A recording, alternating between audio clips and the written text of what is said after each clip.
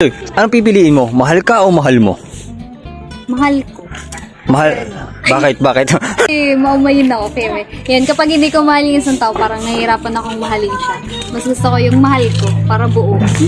Hindi mo pipiliin yung mga tao na mahal ka na pero kung loyal naman sa'yo at ibibigay sa'yo lahat, hindi mo pa rin mamahalin? Hindi ko alam, depende. Pero mas gusto ko talaga yung mahal ko. Paano kung mahal mo pero sinasaktan ka naman at hindi ka mahal? Okay lang yun, Keme.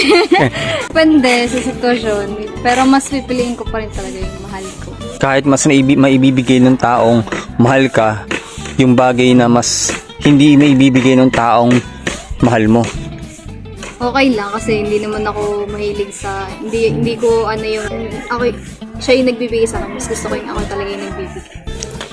Ikaw pala yung mapagmahal talaga. Ipaglalaban mo pagmahal mo. Kahit hindi kasing pantay ng pagmamahal mo.